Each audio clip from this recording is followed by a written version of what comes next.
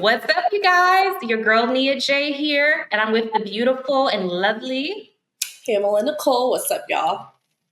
And this is another episode of Dynasty Queens. You guys, before we get started, today's episode is officially brought to you by Fashion Nova. You guys, go check out their spring apparel. Get 40% off the entire site. Go ahead and scan the QR code. They also have 90% off the entire site. Go check out Fashion Nova. Tell them Nia J sent you. Ew. Okay. Pamela, let's get right into it. What are we talking about on today's episode? Baby, the internet, the tea is piping. What is the tea? What is the tea? Well, per the Shade Room, our lovely little friend Gypsy Rose is no mas with her man. So it was like 3 months they were together and shit didn't work. And I'm just like rooting for her, like, girl, what went wrong? Like, I'm curious. And that just kind of makes me curious about other people. And girl, it just seems like shit hit the fucking fan with Gypsy Rose Blanchard. You can't leave off the Blanchard, right? You got to say the whole name, Gypsy Rose Blanchard. You know what I mean? It's like, girl, 3 months. But here's the kicker. Wasn't she married to old dude for a couple years when she was in the pen? Yeah. So it's like she got out. As soon as she comes outside, she want to be out. Okay. She needs to be outside. Mm-hmm. So for those of y'all who are not familiar with what we're talking about, let's go ahead and give them a backstory on Gypsy Rose. Yes. Y'all. So Gypsy Rose was this girl from deep down in the bayou, right? She's from Louisiana. And she lived with her mother. It was just her and her mom, single mom household. The mother kind of restricted her from seeing her father and the stepmom, stuff to that effect. But this mama was a scammer. She was the scammer of all scammers, you guys, okay? They had a Habitat for Humanity home. Nothing was wrong with Gypsy Rose, okay? So she tried to make it seem as if this girl had all these different ailments and disabilities. She was just the sickest child on the face of the earth. Before we go any further with that, what kind of level of sociopath or psychopath do you have to be to fabricate illnesses about your child? Well, yeah, we can definitely start again. Like, if y'all are not familiar with like psychology terms or anything, Miss Dee Dee had what they call Munchausen syndrome by proxy. So basically, she was making her child sick in order to benefit off of other people. And as far as, girl, sociopath, psycho, it's like all the paths. She was all the paths. Sociopath, psychopath, whatever other politically correct paths there are out there, that was her mama. That was Miss Dee Dee. Mama. Yeah, for sure. You know? Because what kind of person would go to that extent? You know what I'm saying? And here's the thing. The Munchausen's by proxy diagnosis, okay, that's cool, whatever. But that makes it more so like something's, wrong with the mother. But let's be honest. At the end of the day, she was a con artist. She was getting money from the government, from the state, getting free homes to live in with her child, getting, all this publicity and stuff. And nothing was wrong with Gypsy Rose. Not a thing. Okay? They have several documentaries. They even have like a Lifetime mini-series about the whole situation that happened. But the main topic at hand today is not so much about her story. It's about the fact that she went to prison for murdering her mother, right? After years of abuse, years of being locked up. I think she had to get like her, teeth removed, and she had a feeding tube. Nothing, mind you, nothing was wrong with her. Yeah. Doctors are allowing all this stuff to happen, right? At some point in time, nobody's listening. Gypsy is fed up. She meets this guy. They run off.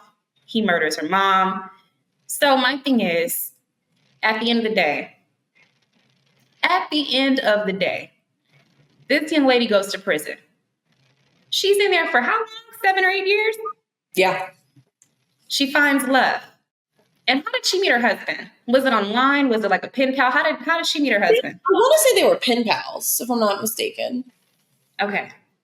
So the first thing we have to do, we have to look at someone who's actually writing a woman in prison. Like, how much of a loser, how much of how much of a nobody in society do you have to actually be like, you know what, I'm gonna take up a prison pen pal. Okay. And I'm gonna actually come visit this bitch. Like, what? Who thinks like that? Pam, No. I need your advice on this. Like, Now, I do have to stop you real quick. Let me tell you a little story that's in correspondence with what you just said.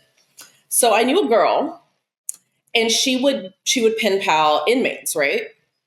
So they would have people bring them money. So what she would do is write little sexy innuendos, little sexy letters, and she would get paid by the inmates.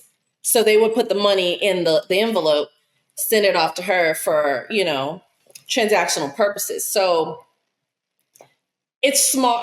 I'm not knocking it. That's a smart way to make money easy. Look, you got to be a bad bitch to be getting some inmates commissary in their money. Like, what? I'm saying. Come on, baby, send me that money that's in those books. I'll talk to you all day. Let me write you a little 3-page letter about what I want to do to you and stuff. Right. Wait a minute. The wheels are turning in my head. This is a profession we need to tap into. It can be very lucrative. The original OnlyFans. The original OnlyFans, literally.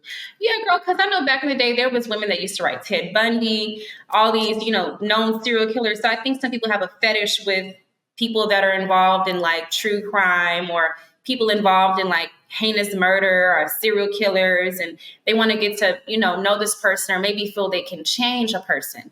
I think that's a part of it too. Someone who is looking to make a serial killer or a convicted murderer their pen pal, you have to go into their psyche. They're thinking, hey, let me tap in, because I feel there's possibly some good in this person, right? Either that's the angle they're coming from, or they're coming from a straight con artist. Like, her husband knew that she was getting popularity and publicity off of what happened. Right.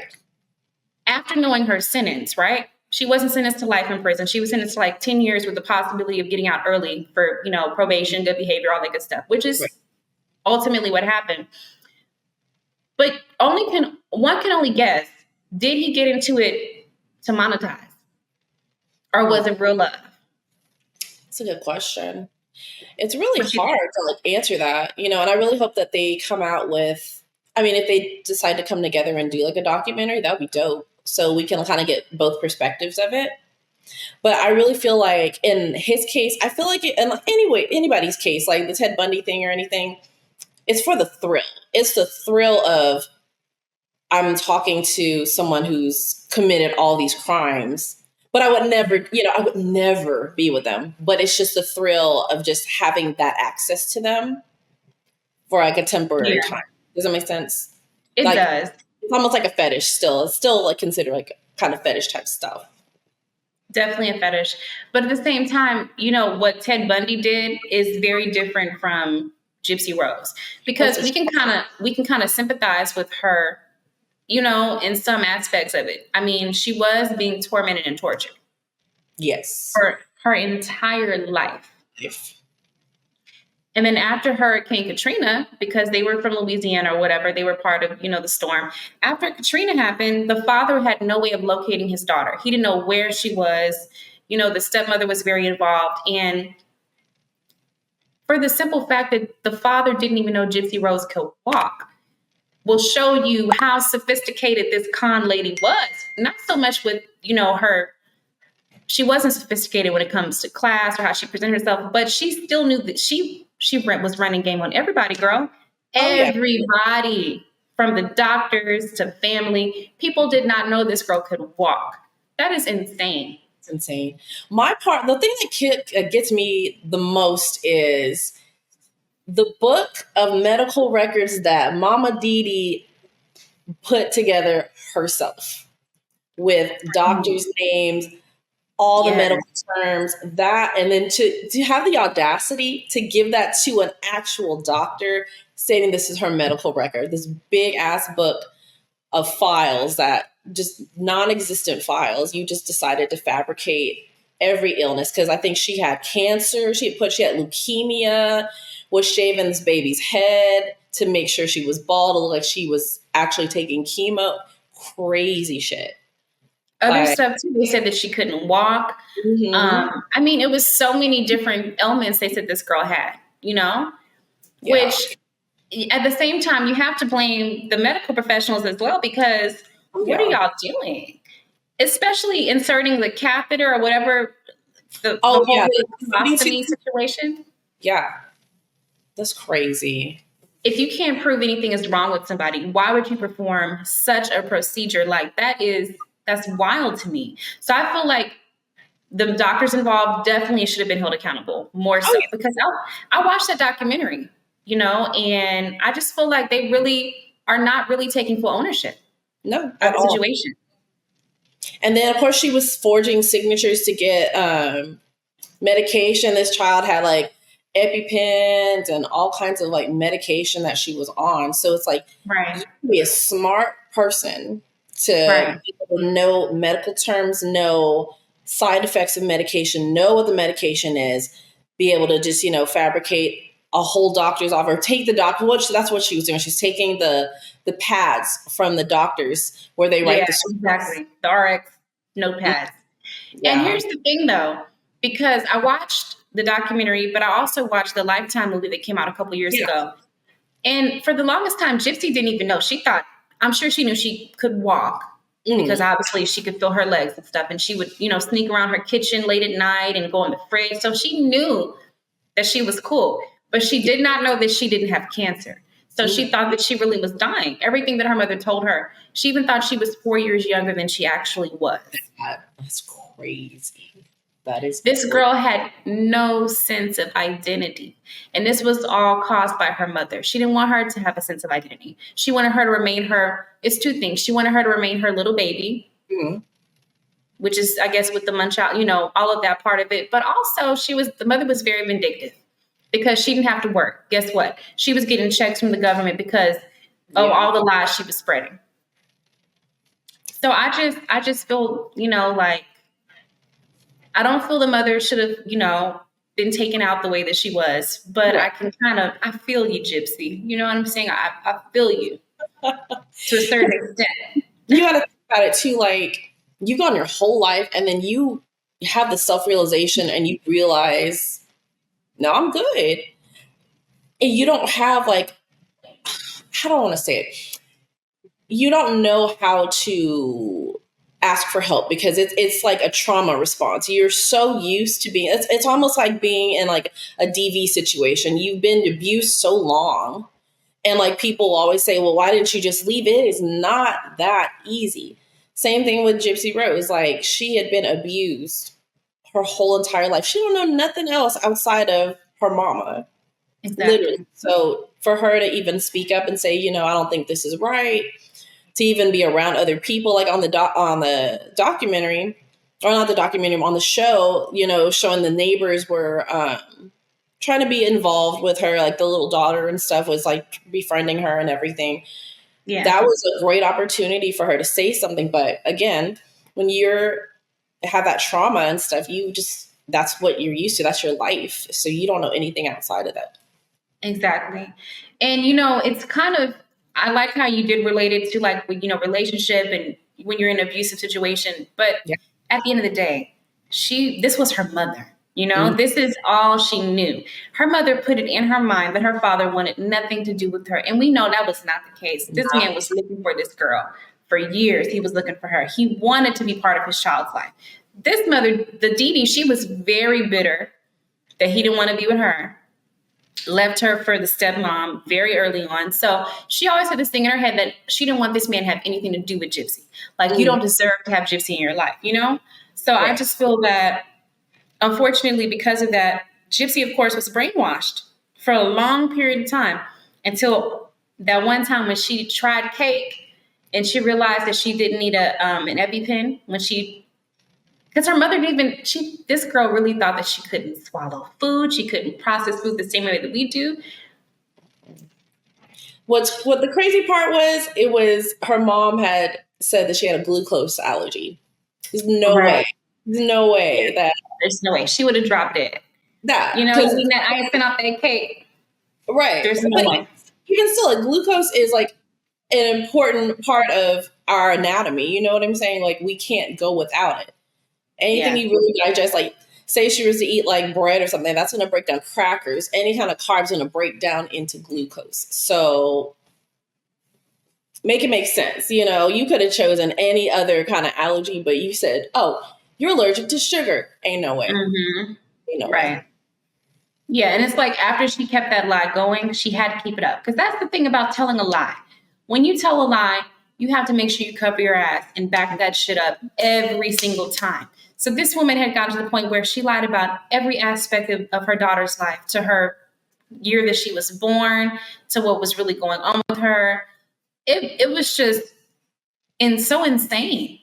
Yes. That the amount of man hours that she could have put into putting this whole facade together that people actually believed, to the point that she got a Habitat for Humanity home. That's crazy. That is wild to me. That is wild. Okay. There's a movie, I want to say it's on Hulu. Mm-hmm. It's on the same like scale of like Gypsy Rose's story. I forget what it's called. If y'all know which movie I'm talking about, just leave it in the comments. But it's basically another woman with Munchausen's, but in this situation, the child was paralyzed, but she was paralyzed because the mom was giving her dog medication every single day and was keeping her paralyzed. She couldn't go downstairs. She kept her upstairs. So she couldn't like do anything. And then the girl realized, yeah, I'm going to go ahead and see what this is. I think she was blind at one point too because of the dog medication. And then when she stopped taking it, everything went away. Right. So she was able to like go to she went to the movies or something with her mom in the movie. And then she ended up saying, I have to go to the restroom. Went across the street because it was like a small town, went to the pharmacy and asked the doctor, what is this red pill that my mom has been giving me?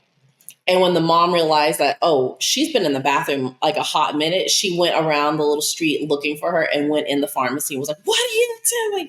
Stop asking questions. Crazy stuff. So, that is insane. Like, it's so crazy. Like, and if you actually think about it, the level of insanity that it takes, like I said, to just keep up with something like that. I mean, before all of this stuff with Gypsy Rose, to be honest, the only scenario that I could compare it to was, that scene in The Sixth Sense where the ghost, like her mother was poisoning her. Right.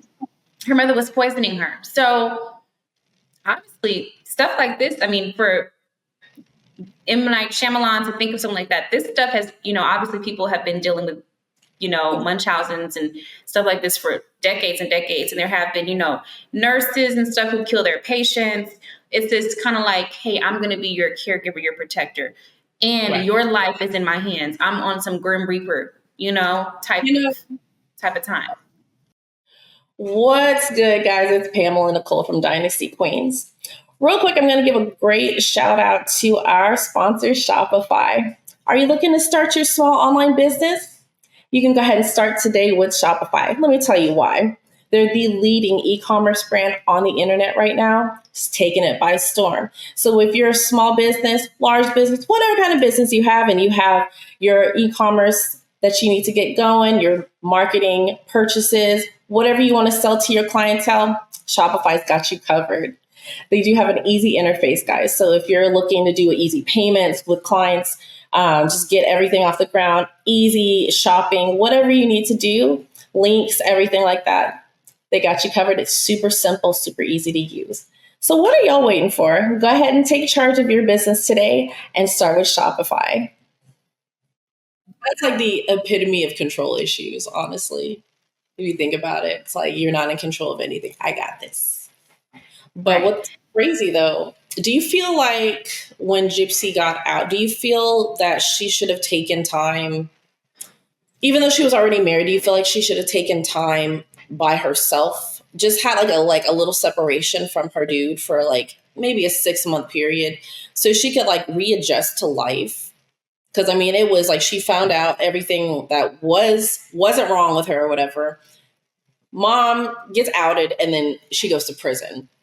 She never really had that time to like, you know, realize what life really is. She just, and I mean, she had time in jail to herself, but Mhm.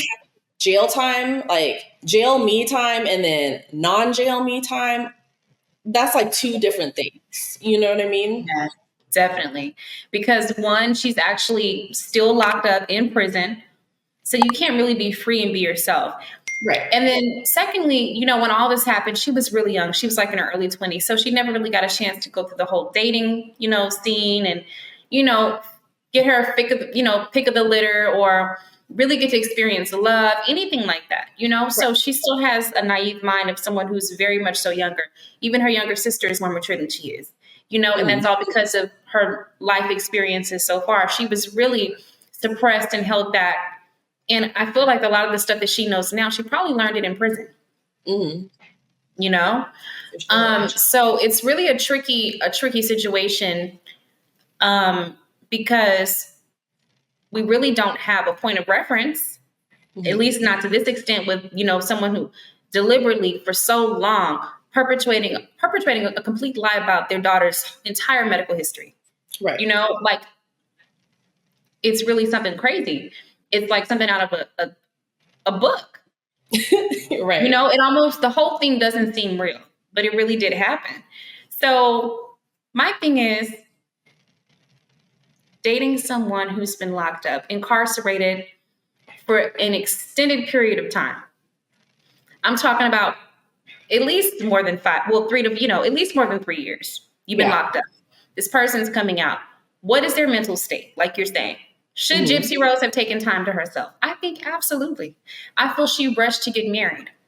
I feel she could have courted this guy. They could have dated, you know, she could have gotten out and they could have got a feel and really got a chance to know each other, because you can't Right. learn somebody living behind bars.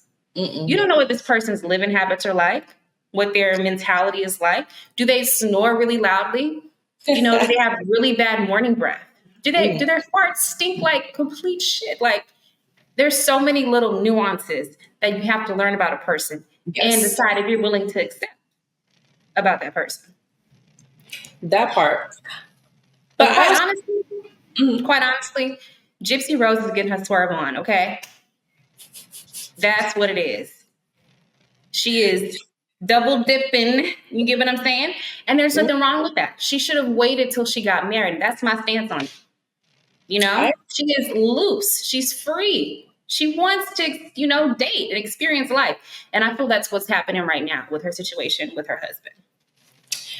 think I feel bad about her for, yeah, that's great and all. And I honestly, Gypsy Rose, if you watch our show, girl, I really hope you find love, the right kind of love. Because when you've been publicized the way that she has, it's almost like if she were to even like go on a dating site, like what caliber of person would she be able to date normally? Do you know what I mean? Yeah. Because I feel like this day and age, people would just want to date her just because it's her, not because of who she is, not because of, you know, her heart, I mean, you know, and that's the Yeah. hard part. And that's, I mean, hell, that's hard for anybody, honestly. Like it's hard to, Yeah. the dating pool is trash out here, y'all. I see all the Right. posts and I'm just like, this is Yeah. ghetto. Okay. It is a straight ghetto. And, you know, we don't know the in-depth like of what's happening with her and her husband. We don't know if he Right. may be someone that she found out, hey, he's not really who he said he was. He's coming from my pockets. Or on the other hand, she just wants to be a player and do her thing. We don't know, or maybe square down the middle, maybe a little bit of both, that they're not ready at this time. But I just feel when you're, especially maybe a woman transitioning out of prison, and the reason why she was incarcerated, all of those kind of things play a factor before you say, hey, a blanket statement, is it possible to find love with someone who's been incarcerated for an extended period of time? Why were they incarcerated? Mm-hmm. That's the first thing. What was the backstory? And when you're talking about someone who's committed murder, that's a whole nother thing. Because Yeah. then you have to think about their mental state. If you're killing someone out of duress, like she did, Yeah. We know she didn't just wake up as a serial killer like, hey, I want to kill because I enjoy doing it. Now, possibly the dude that she was with, he may have been on that type of stuff. Right. That was the time he was on. And it's very unfortunate that they were able to link up because, baby, that was a match made in hell. Complete match made in hell. So while he may have had some evil, evil reasoning behind why he carried it out, because can you imagine he did stab her mother how many times? I forgot how many, but it was numerous amount. It was a lot of times. And they said that she called her name Gypsy. And Gypsy said she's in the room, crying, like holding her ears. Baby girl, y'all have gone too far. There is no turning back at this point. Mm-hmm. Jeez. So it's just like, okay, so I guess the question at hand for the viewers and for you, Pamela, when dating someone who's been incarcerated, or would you date someone that's been incarcerated for murder? What would it take? What would it take for you to be like, you know what, this is my person? And they murdered someone. Can you see yourself loving someone who's committed murder? There ain't no thrill in this world for when nobody that's been incarcerated. There ain't nothing there for me, sis. I honestly can tell you, nah, sis, like that is not for me. Like I like women nice and square. I don't want no issues. I like a clean cut guy that has no criminal record. That's just me. That's just you. Yeah. Yeah. Yeah, I can agree. I mean, the whole murder, it's like, okay. Possibly if you did some PP loan scamming, we can possibly consider. But, the whole murder situation, that's just a whole different monster. It's like. So, I mean, imagine this. You're in an act of passion, wink. And then he gets triggered and his act of passion is not the same as your act of passion. You know what I'm saying? Like, and you end up choked somewhere. Like, but he's like, oh, I was just love you. No, I'm not trying to take no risk because you don't know what triggers these people. You don't know, hell, you could be wearing the color red, and that's the color that the last person they offed was. Right, exactly. So it's just scary. Do you also remember the Centoya Brown situation from a couple years ago? Well, actually, her story was years ago, but she got released a couple years ago. Oh, update me on that. No, I wasn't aware of that. Okay, so Centoya Brown, she is a young Black woman who, in her teen years, was convicted of murdering her rapist. So she was a minor who was sold into the sex trade, the sex slave, situation. Mm-hmm. She was underage and she was forced into prostitution as a teenager. And this man who was very much older, in his late 30s at the time, I believe she was 15, 16, she was given to him to perform. And when it was time, she was like, hell no. She found his gun and she shot him dead. This happened about 20 years ago. So she served I'd say about 15 years, and then she was released on good behavior. She has since married a man who was a fill-in for Pretty Ricky when the original lineup dismantled. So he was kind of like a, C-lister, even lower than that, just, making his way through. They have been together for about 5 years. So if you guys don't know the Centoya Brown story, maybe it's not as widespread as Gypsy Rose. I don't know why, but I found her story very inspiring to me because she stood up for herself. And I don't feel like she ever should have been incarcerated. And that's actually one of the people that Kim Kardashian helped get released. Ah, nice. Yeah, she was one of the people. Mm-hmm. That's what's up. Yeah, that's a whole different scenario. And it's crazy how both of them, their lives were at risk, but it's a completely different thing. And it was both against their will. But how so? How is it so different? I see, in one aspect, Gypsy Rose, she killed her mother, the person who gave her life. Mm-hmm. I get that. But at the same time, this was also her abuser. Yeah. So is it that different? No, I think honestly it's a psychological difference because with the other girl, she was well aware of, she had the street smarts. She had lived a little bit. She, like, even though she was still a teenager, she knew right from wrong. And when that happened, she's like, oh no, like fight or flight took, it kicked in, and she was able to differentiate, like, nah, I'm not going out like this. Versus Gypsy, she had no fight or flight. Well, she did at the end. It was more of like an act of passion, but it just happened. She had so much trauma built up that she didn't even know. You know what I mean? So it's a difference between like understanding what the situation is that you're going through, doing something about it, versus, oh, this is my everyday life. Like, it's fine. I'm not comfortable, but it's fine because I don't know anything else. You know what I mean? Well, with the Centoya girl, she was adopted. Mm-hmm. She was adopted, and I think her adopted mother loved her from, here to the moon. She really did. But Centoya, started hanging out with the wrong crowd. And like I said, she was sold into prostitution rape. So as a minor, she really had to do what she had to do. And she went through a lot herself growing up and stuff, and Gypsy did as well. Of course, there's differences to it.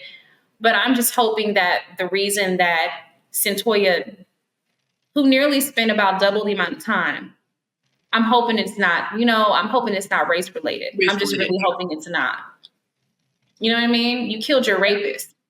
Why did you serve time at all is my question. Like, you know what I mean? And that's why they have like the Innocence Project, stuff like that, that's really, shedding light on these situations. They have the Central Park 5, different situations throughout history where we're chastising people, young adults, minors, for stuff they didn't even really do. That Central Park 5 is really a testament of how you can have the whole story wrong. There was an actual rapist on the loose for years. These boys are incarcerated.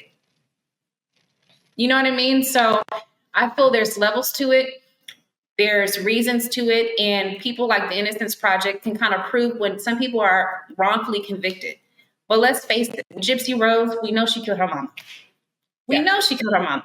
Was she screaming for help? Yeah. Nobody listened to her.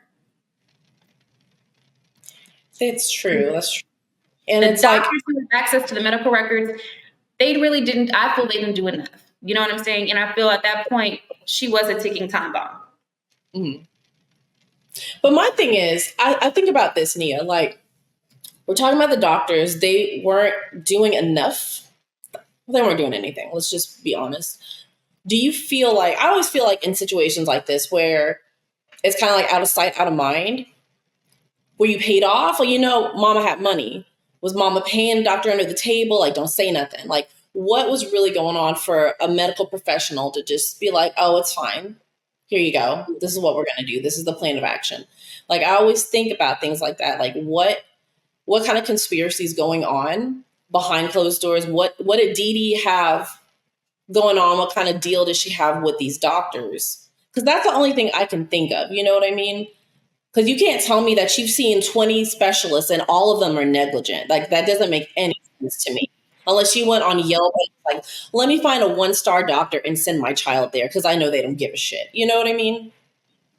Do you feel that she really had enough money to be paying doctors under the table, though? Or were these doctors just negligent?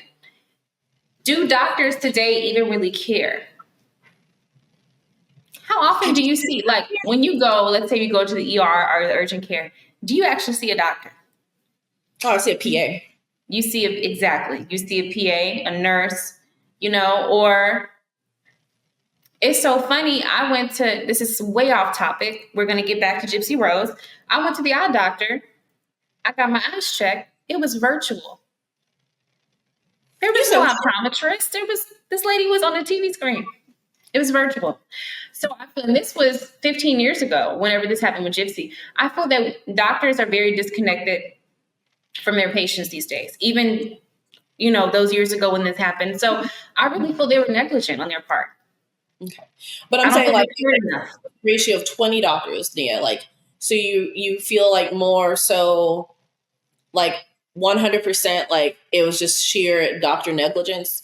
Like, you don't think that by chance, like, Mama Dee Dee slid like a rack to like Dr. Roberts, who was the cancer specialist, or like here, like hush hush. If that's the case and they're still living, they need to lose their license to practice yesterday because what? No, what? That's crazy. I mean, it's possible. Yeah. It's sick.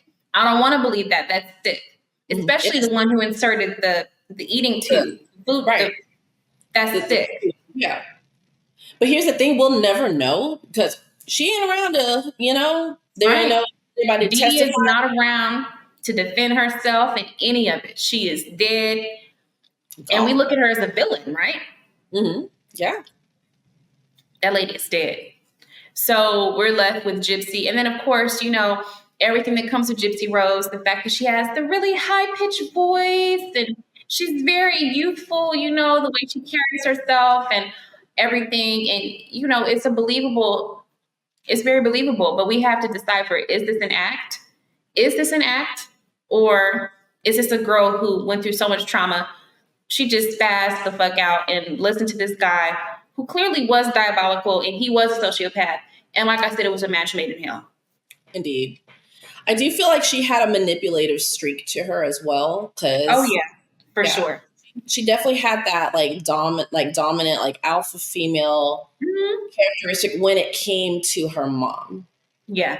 Everything else. And I think that's what she knew that. Like even living in her mama's house, she knew that and she knew what to do and she knew how to roll with that and knew this dude would do whatever she said.